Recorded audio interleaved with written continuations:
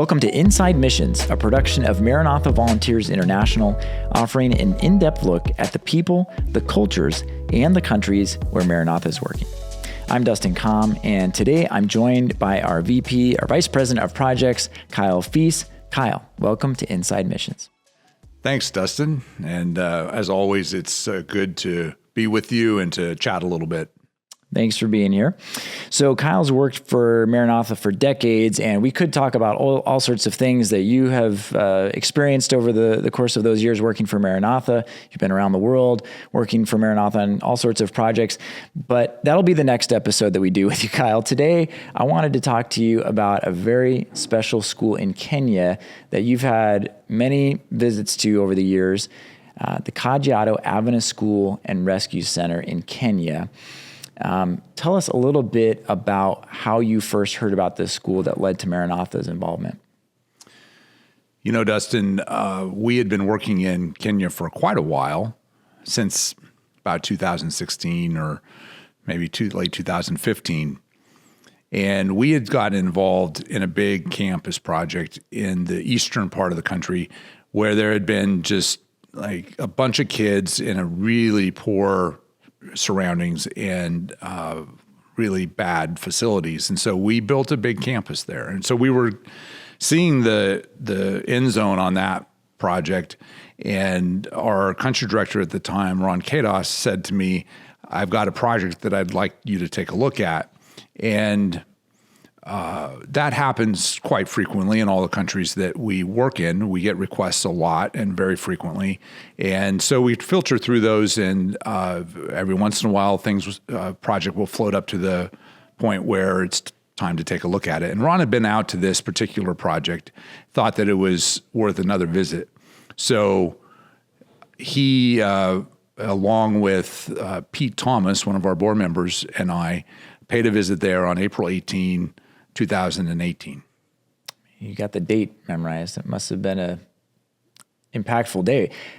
What did you experience on that first visit to Kajiado? When we entered, we saw surroundings that were very familiar and very typical of a visit like that. There were some old buildings. There were a good group of kids and a few teachers and leaders. But the thing that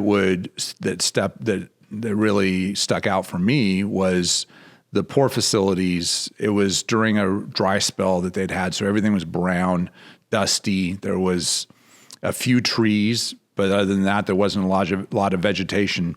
The kids kind of ran around in the dirt and the dust when they weren't in school. And there were just a rudimentary number of classrooms, just a basic number of classrooms, and they were very in poor condition. And then there was a kitchen that you could call, they called it a kitchen, but it was a room that had open fires in it, and so it was filled with soot, and it was really smoky. More of a health hazard than yeah, very much so. Working space, yeah. And the dormitories were such that you could tell that that's where kids slept because there were some mattresses, but they told us that they put about 4 girls to a twin mattress, and there was a few small trunks for some belongings, but other than that, there wasn't much in there, and they didn't have proper bathroom facilities. And I've been to this campus a few times. And by the way, we should back up and say that the reason this center, this school, is so unique is because it really is a haven for girls that grow up in the tribe of the Maasai in Kenya, who are escaping child marriage and a marriage ritual that the Maasai practice called female genital mutilation. So these girls have run away sometimes as young as 6 years old, sometimes not knowing even where they're going, just knowing this bad thing is coming and I am trying to escape it. The ramifications are life-changing in a lot of different ways. Their family disowns them because of the dowry that was due to the father that now is not available to come to him anymore. Or maybe he's paid the dowry and the the groom, the husband, I guess, is, upset that, he doesn't have a new wife. So these girls, escaping as they're trekking over through the bush, wild animals and starvation, like they make it somehow to this place. And you heard some of those stories when you first arrived on. Yeah, so the realization of what this school was all about hit me a little bit later after our initial tour. So what I was describing to you is what I initially saw when I walked on campus. And, I was focusing on the need for better facilities. So in addition to what I described, I also saw staff quarters in a shed, and it was awful. There was classrooms that were just completely didn't look safe and things like that. But then the teachers there brought the girls together, and they wanted to put a little bit of a presentation on for us. And so it was during that presentation that the girls sang some songs and did some cultural Maasai songs. And then they did a skit or a poem. It was a poem. And in that poem, they talked about the environment that they had left and how they really described the agony of making a choice to leave their family to escape a future that they were starting to understand and realize. So they were young, and many of them are about the age of 9 when this happens. And so they suddenly they're growing up, and they start to realize that their future is going to go a certain way. And they get enough information from the outside world to understand that that's not the future that everybody follows. So there are other options out there.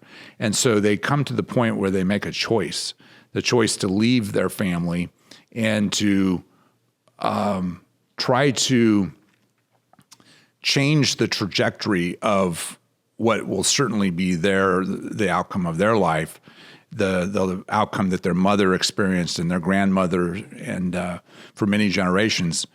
And that choice is agonizing for them because they don't really know the outcome of that choice. And so for many of them, it's really, really unknown. But for some of them, they end up at the Kajiado Adventist School and Rescue Center. And so as they were talking about this choice and then also about the realities of what that life is like if they stay at home, that suddenly started to work in my mind that this is not your typical school. So this is interesting. You didn't actually you didn't have the full picture of why this school existed ahead of time, or you were just kind of really wrapping your head around it when the girls were in front of you. I knew that it was a school for girls, but I don't think I had completely internalized what that really meant. And I was familiar with the discussions around FGM and early childhood marriage and things like that. And I was familiar with that overall issue and know that that's a problem in many parts of the world, even today. But I don't think I understood the personal perspective of it like I did as these girls started to recite the poem about it. And then later, the girls even told some personal stories of escape and what they had to do to find this particular rescue center and things like that. And so it suddenly started to become more personal and more of a, I had a reaction of, this is a place we need to help. And Maranatha gets lots of requests from all over the world, and many of them are very urgent needs and very legitimate needs, and many of them have stories that truly and deeply touch your heart and make you think this is a place we need to help.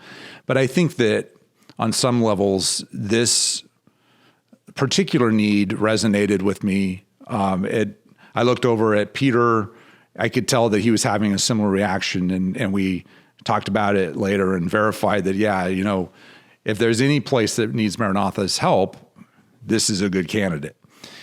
And so I think that the ideas that, or the idea that we might be able to help a little bit here was something that we brought back home, and we shared the story. I shared some of the poems at staff meeting. We shared some photos and things like that. And there began to be a similar reaction here amongst the staff and amongst the leadership here at Maranatha that we should take a look at what we might be able to do to help them.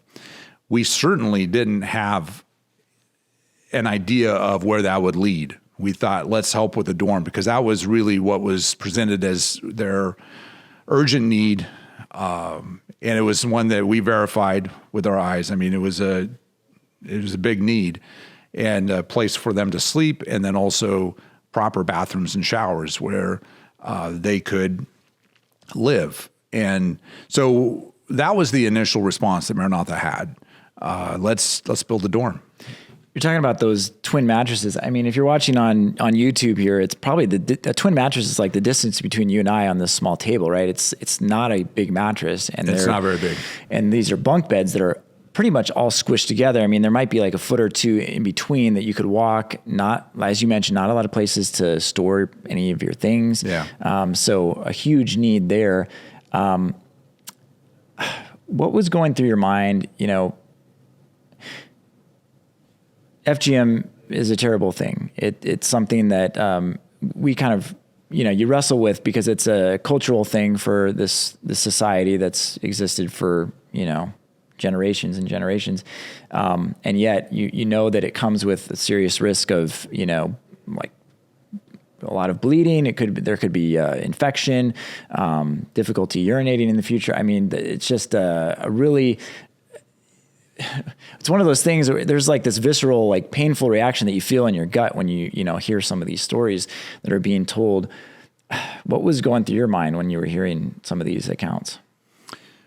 I think that really what kept going through my head as I was listening to the girls and watching them both sing together, but then also share their stories individually was, I was thinking about home, and I have 3 girls, and, I was thinking about the future that they have ahead of them, and thinking that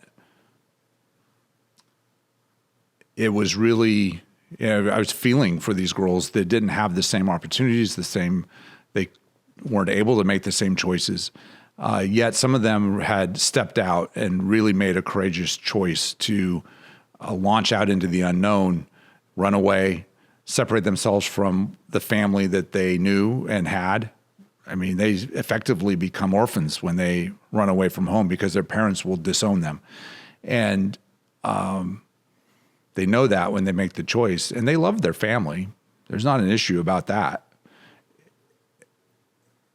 Oftentimes there's some connection with an aunt or a grandmother who will encourage them to make this step. And so I think I felt a lot of admiration for the courage that they exhibited, and also just felt like if there's anybody that we could help, we should try to help them. It wasn't a hard decision, basically, is what you're saying. Yeah. I mean, seeing the need there. Some of those escaped stories too.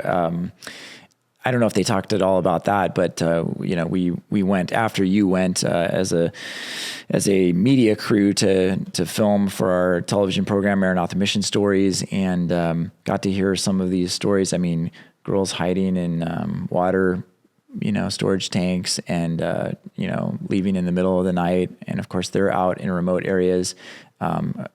Girl being aware of some sort of animal that was nearby, and later realized it was a lion, and, somehow finding their way, not knowing where they're going. That's the thing. They don't know where they're headed when they take off. Yeah, absolutely. So Maranatha makes the decision, hey, we're going to get involved with this school. As you mentioned, the initial focus is on these dorms. I'm trying to remember do you remember how many dorms initially we were doing? So pretty quickly we had committed to 3 dorms. Okay. And that was specifically for the lower age, the lower grade levels. So, and you may have mentioned this earlier, but we should also say that kids were bathing in buckets, behind kind of a, I don't know how you just in a describe it. corner, Behind, there was out of the way a little kind bit. of a fence around it to provide Privacy. a little bit of privacy, but it Yeah. was open at the top, and they would just use buckets to shower, and it was in the mud, so there was nothing down on the ground. Became a mess.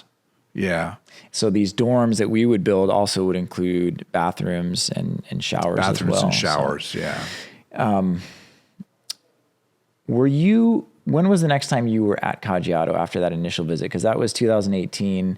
At the end of 2018, we had our first volunteer group there, a team from Brazil, Maranatha volunteers from Brazil.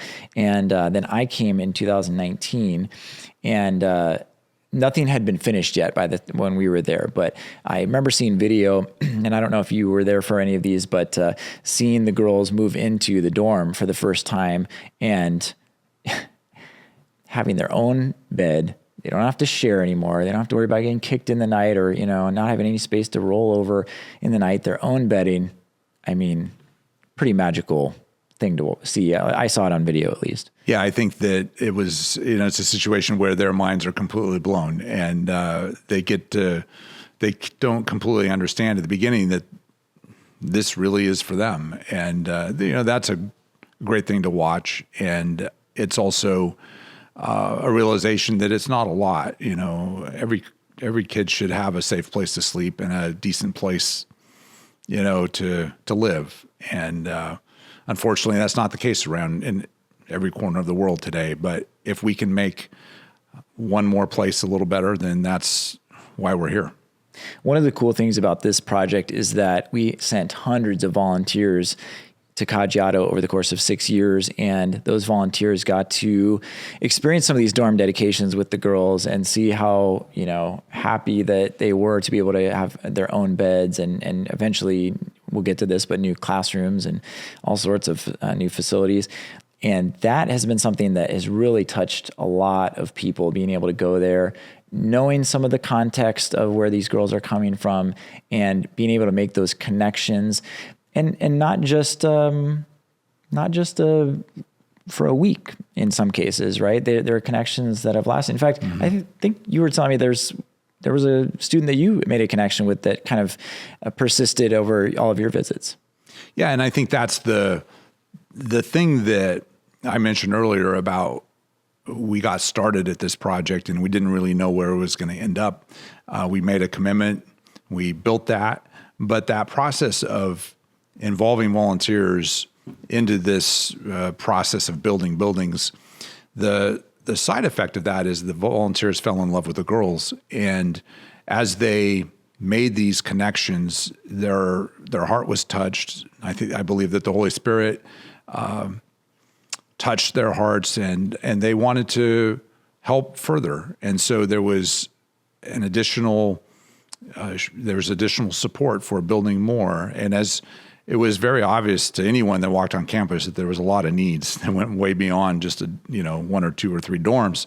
So it was pretty easy to say, hey, we have a need for this. We have a need for staff housing. We have a need for some classrooms. We have a need for a dining hall. And so support really kind of poured in a sense, both from a volunteer aspect and then also from a financial aspect. And so as these needs came up, we were able to say, yes, let's keep going and let's make one more commitment.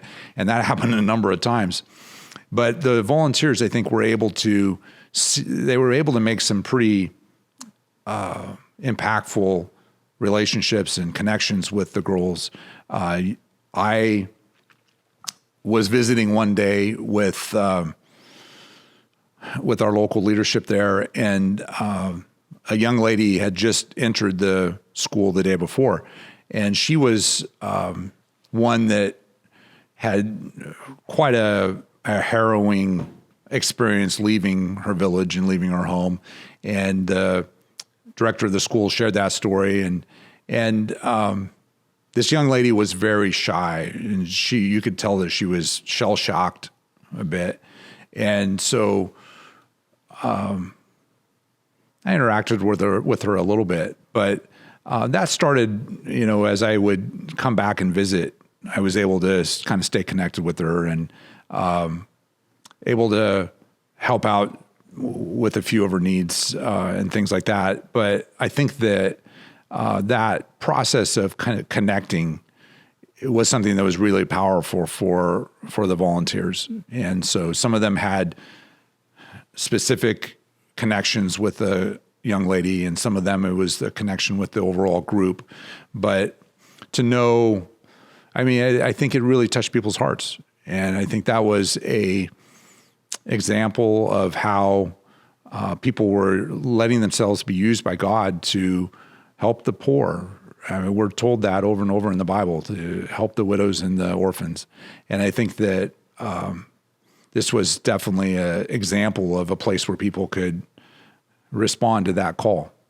And so I think that those relationships drove a lot of the interest in the school from volunteers and from donors.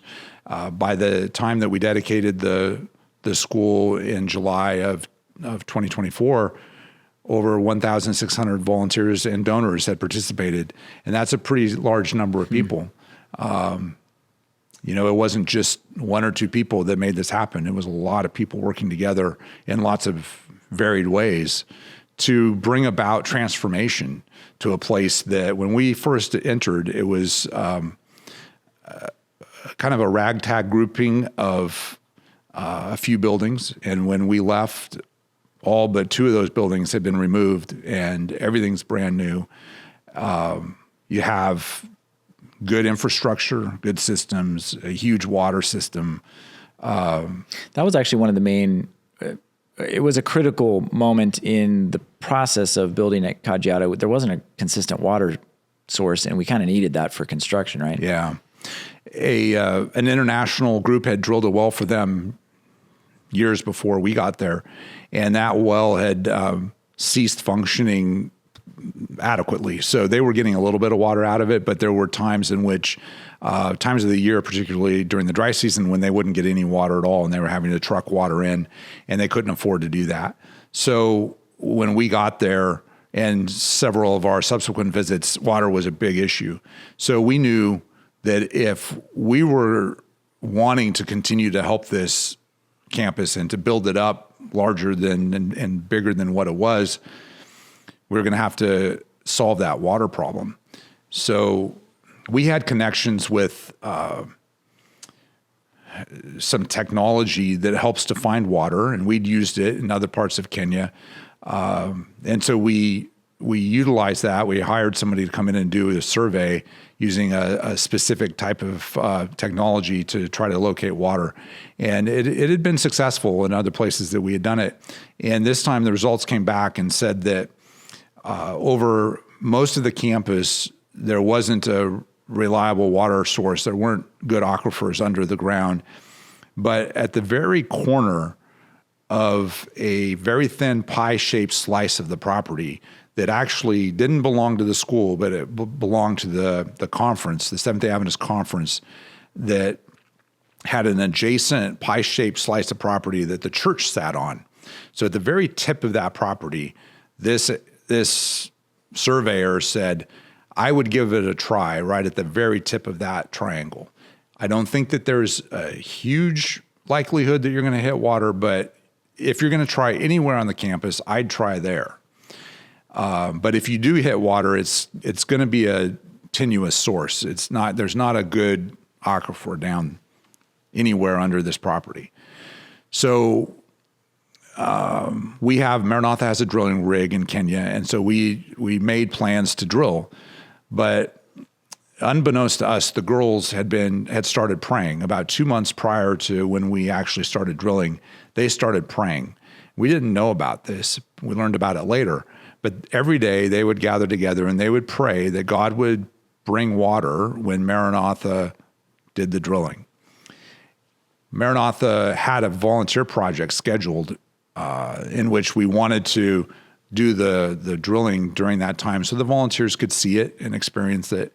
And we were a little bit skeptical, honestly, that we were going to hit water because we've drilled a lot. We've drilled a lot of water wells all around the world, and not all of them are successful wells.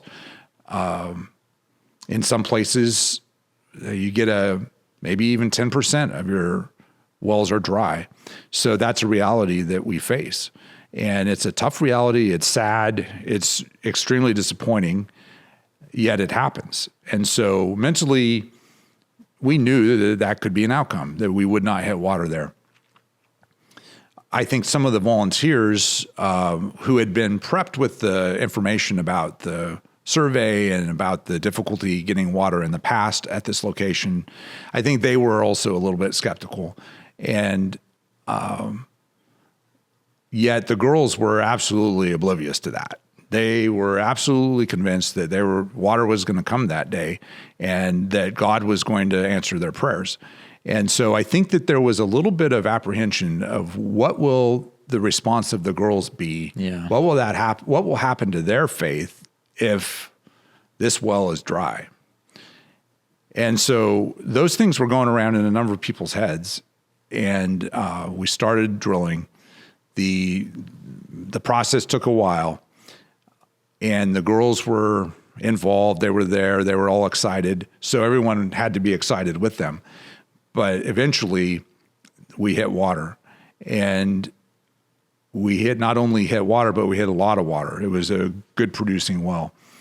And immediately, I think that the reactions from everybody there was God answered those girls' prayers.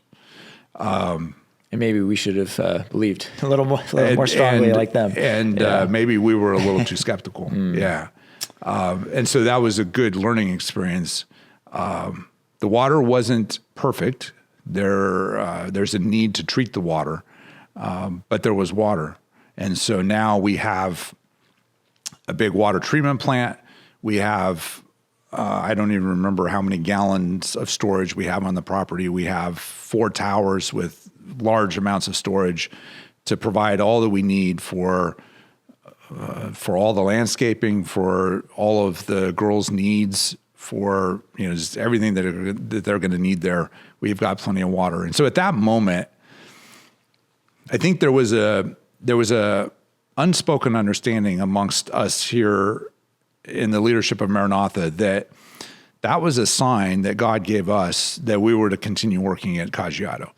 And that if we had just hit water, that would have been one thing. But knowing that we weren't supposed to hit water, that all the indications were that we wouldn't hit water, and yet we did hit water, God wanted us to go full steam forward on this campus. And so that was really kind of the trigger for us to really get fully involved. That was about in the first year, right? Or was it in the first couple of years? It's more like the first couple of years. Yeah. What a moment to kind of catalyze the momentum of this project. And so we hit water there. We have dorms. We have classrooms. When did we start to think about adding a high school? Because this was just K-8 before, and a lot of the girls, they would have to just go somewhere else, like in the region. It might not even be close, where they have students and staff that don't really understand the trauma that they've been through. Yeah, that was a reality that they presented to us when we first got started there. But as we were slowly edging our way into our involvement there, it wasn't presented, or it wasn't understood to be the highest priority. But yet, as we started to take care of those higher priority needs, that need kept coming up. They kept mentioning it. They kept bringing it up to us that as the students age out of elementary school, there's no place for them to go to high school. So we have to put them out into neighboring or into sister high schools around Kenya. They tried to put them into other Adventist boarding schools. They weren't always able to do that. But as you mentioned, the girls then would leave that support network that they had and the support system, the people that understood the situations that they had gone through, and many of them had difficult experiences. And so there was lots of examples of why they should have a high school on campus. And at this point, Kajiado is their home. They've truly left behind whatever home they had before. they're not necessarily welcome back to their old home, of their childhood. This is their home. The staff are their parents. The students are their siblings. And then to have to leave that, when that has become your rock and your foundation, and you don't have support outside of that school, it's kind of a tough thing for them to have to go outside of that. Yeah, it was hard. And there was some examples that clearly showed that it was challenging. And so those break your heart. So it was not a difficult rationalization to say, we need to provide some facilities here that they can use as a high school so that the girls can stay here from when they first entered all the way through high school. There was also the reality that many of these girls attended the school free of charge. I mean, they didn't bring resources with them with which to pay for school. And so the way that school operates has been a challenge for many years and continues to be such. And so one of the strategies that the leadership used was to admit a certain number of students into this school that were not rescued girls. And so they would admit both girls and boys, partly to create an environment in which the rescued girls could experience and learn how to have healthy relationships with boys and to grow up around boys. And so the need came up for facilities that would be able to support high school and then also a boys' dorm. So we built a boys' dorm. We built this high school. That included a science lab, and a computer lab. And through connections from volunteers, we were able to supply a really, really nice science lab, state-of-the-art science lab. We were able to provide a very good computer lab so that suddenly we were going from a school that had nothing, literally nothing. The kids were sleeping 4 to a mattress, and there were no additional, facilities there to help them in their education. And suddenly they're starting to have a proper high school to be able to learn in. So it was exciting to see how that progressed. And as another group of volunteers would come, they'd have ideas about or connections, and they can help with this and they can help with that. And so suddenly you started to snowball and get a much larger vision for this campus than what we'd originally had. Well, you hear their stories, you see where they are coming from, and then I was watching something our former country director in Kenya there, Ron Cadis, was saying when we first went there and we're interviewing him about this whole thing. He said, that they deserve that. They deserve these improved facilities. They deserve to have a good place to sleep, to eat, to learn. And you'd hear some of the dreams that some of these kids have as far as their aspirations for careers and their goals. You got doctors, you got nurses, teachers. When we were there, a lot of kids were saying they want to be pilots. They want to be able to fly above everything that they can see on the ground here. And it just makes you feel good to know that those kids are not having to be in the conditions that they were in before. Yeah. And I think that the idea that they can reach their dreams is something that is developed there at that school. They're coming out of an environment in which they can't imagine being able to do some of the things that they might aspire to do. Yet at this school and their involvement, their interaction with volunteers, they started to learn that I can want to be a lawyer and I can actually achieve it. I can be a doctor and I can achieve that. Or I can be a seamstress or an auto mechanic, and I can achieve that. And those were realizations that I think everybody just were so excited to see happen. As you see this, the realization that kids can actually achieve what some of their hopes and dreams are. One of the cool things about volunteers being there is that there was a lot of mentorship going on. And, no matter where you are in the world, it's always great to have a village, a community of people that are supporting young people, especially through the teen years, where sometimes kids aren't necessarily listening to their parents as much as they would, to a trusted adult in their network or in their church community or school community. And our volunteers were providing that at key times for these girls in their development, inspiring that, hey, did you know that this career exists? Yeah. Would you consider, this kind of a pursuit? And that gave girls a whole new outlook on what their futures could be. Yeah. You mentioned the airplane pilot. Yeah. I think that really was brought about by a visit by at least one pilot, and I think a couple different pilots that were volunteers that came and visited the kids and talked about their career, and then suddenly everybody wanted to be a pilot, and I think that was awesome. Just being able to expose them to people that could tell them, hey, you can do this too. You can do it if you set your mind to it. Sometimes there's the critique of short-term missions that you're in, you're out. Kids create this bond with you, and then you leave. I think because there were so many volunteers that were coming over the course of these last 6 years, that there was this constant flow of mentorship being provided that was unique to any campus that we've worked on. I don't know if you know off the top of your head, but we've worked at some campuses for a year or two, maybe 3 years, but this was by and far, it seems, as much as we can figure, like the longest project that we've had ongoing. And having those mentorship relationships that were ongoing, getting new perspectives on each new project that happened has been really fun to see. And there's been connections that have lasted on multiple trips we've seen with volunteers. You mentioned a story about a girl that, came, she expressed that she really looked up to you as almost kind of a father figure. So, some really just impactful interactions that we've seen between volunteers and these kids. Yeah, and I think it's changed the volunteers' lives too. And we've seen some examples of that where even some time has gone by and they view that experience at Kajiado as a turning point for them also. So it's changed the lives of the girls. It's changed the lives of the volunteers. It's really been a powerful project. We've had volunteers teaching, I don't know what the right term would be, but manners, basically. Etiquette, I guess, would be the term. Doing vision clinics, teaching...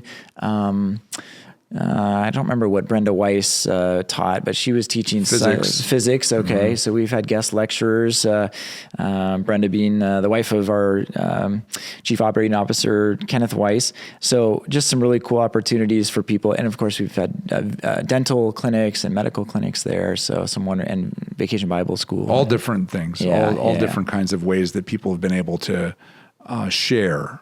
And that empowers the volunteer. It makes them feel like they have something to give, and it, in some cases, can transform their lives. And it's something that can be completely a life changer for the young person for whom that story connects, and it may completely change the trajectory of their life. And that's what's so awesome about Maranatha and the opportunities to volunteer. You mentioned lives being transformed. How has your life been transformed by Kajiado? I think that there's been a lot of lessons that have been learned, both in how we work and how we've learned a lot from that project. And personally, I think that there's I'm sure that there's lots of lessons that could be, that I could, if I really dug down and thought about it. But I think that just off the top of my head, I think that the importance of seeing and recognizing what God wants you to do, being open to his leading, listening for that still voice that tells you to do something and obey, but to reach out to help people, to help the widows and the orphans, and to relieve even what might seem to be something for one person, but it might be what God's asking you to do. To be more open to those kinds of leadings and opportunities. I think that in what I do, it's somewhat easy to become calloused to some of that. We see a lot of need, and we get a lot of requests for help, and every story touches your heart. It's not like these stories at Kajiado are so much more important than the stories we hear from other places. It's not the case. And I think that, you can't say yes to everybody. You can't say yes to every need.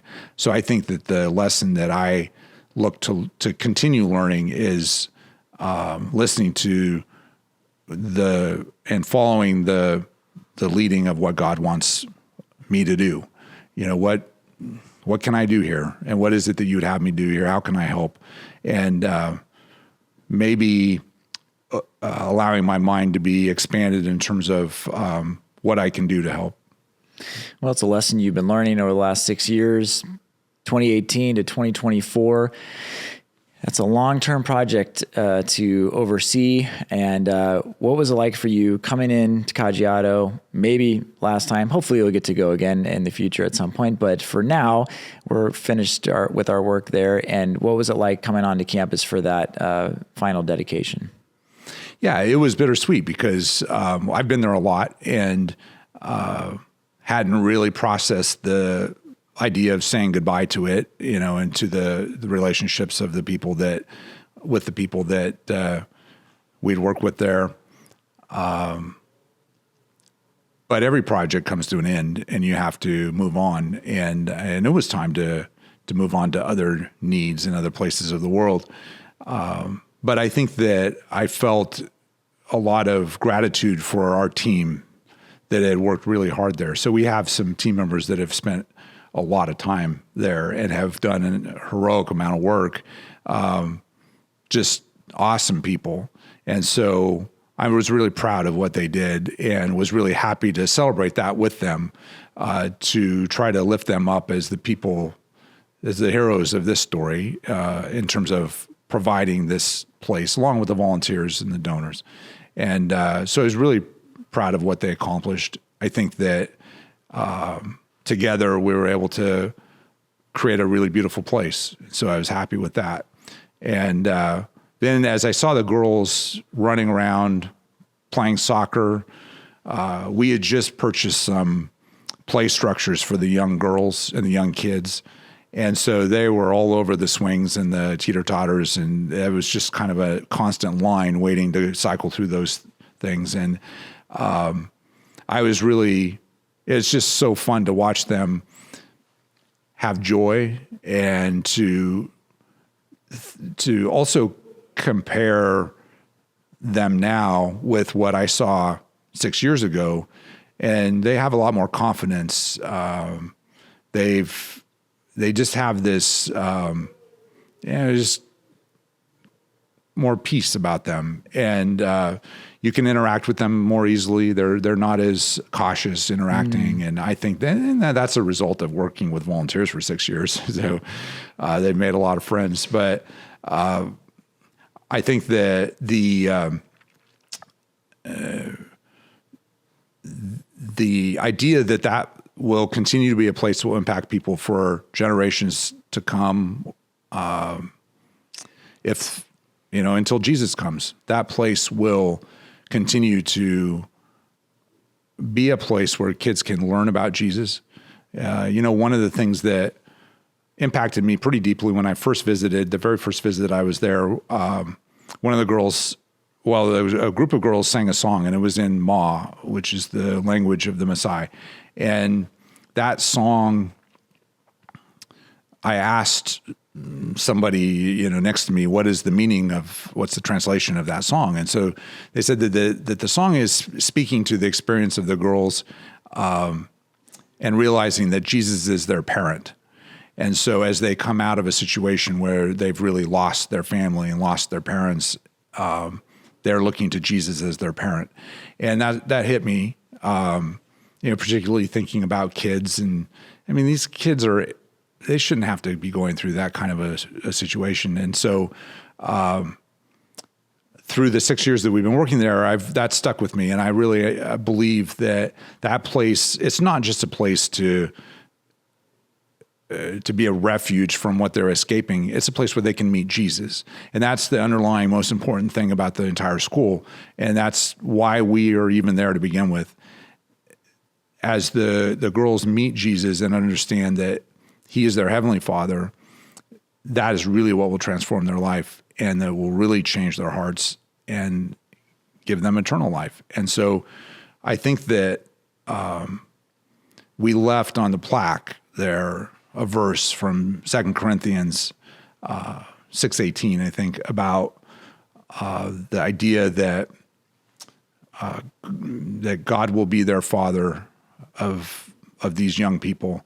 And to me, that's the most important reason that we were there. That's the thing that excited me the most and motivates me the most, is that here we've been able to create a place that will continue to serve the girls, but be a place where they can learn about Jesus and develop personal relationships with him that can guide them through the rest of their lives. It really is a complete foundation to be able to launch into adulthood from. You have the physical needs being met, emotionally also, and then the spiritual component. It's a beautiful thing. Yeah. And I tell you what, if you haven't seen this campus, if you're just listening and you're a listener of the podcast and you haven't been following Maranatha either on our social media, go follow us on Instagram, Facebook, YouTube. I'm also going to put links to there's been a number of episodes on our television program, Maranatha Mission Stories, about this school. So I'm going to put links in there, and you got to watch the latest one, and it might probably our last one, about Kajiado, at least for a while. And you'll see the transformation. I mean, you see those aerial drone shots of the dry, dusty campus as you described, and contrast that. And our editors did an amazing job on that episode. You haven't seen it yet, Kyle, but I just watched it this morning.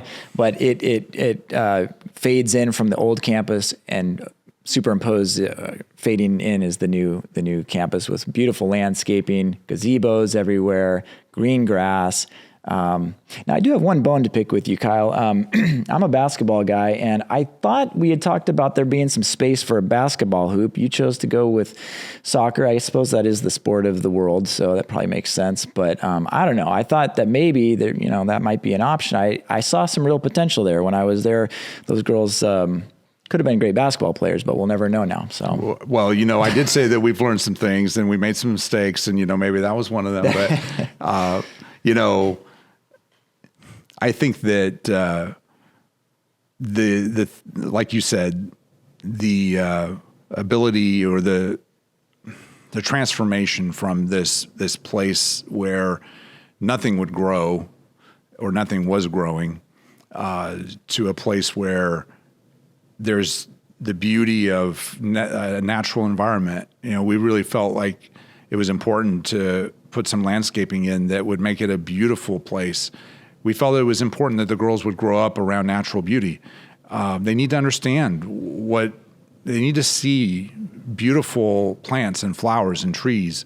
And so we've been able to leave an environment that will grow up into that. The landscaping is still pretty immature. So in a few years, it's going to be an absolutely gorgeous place.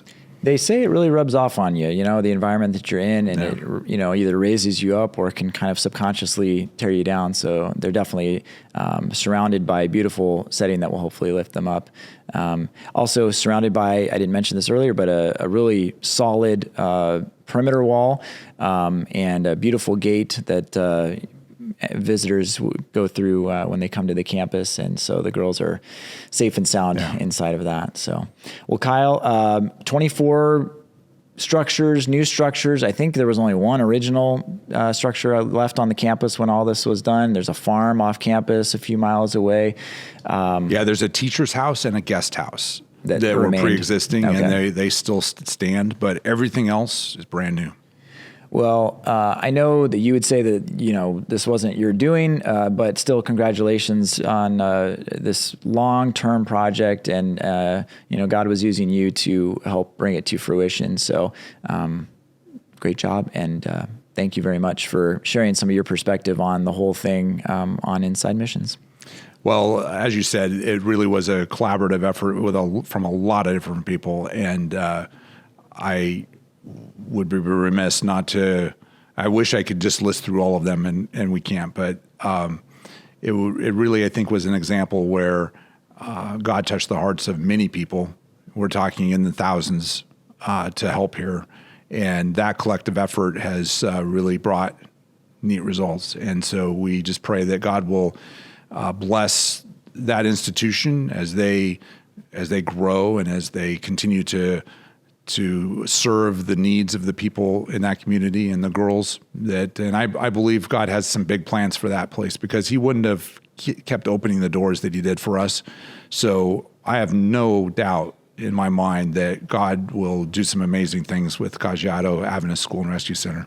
Absolutely. Well, hey, if you haven't watched any of these episodes I've been talking about, our TV program, make sure to go to the show notes and click on those. And also, if you haven't listened to the podcast episode prior to this one, we have that audio story that kind of gives you a little bit of the feel for what it was like for some of these girls to escape and then come to the Kajiado Center. This was earlier on in our involvement with the campus. But Kyle, thank you so much for being on Inside Missions. You're welcome.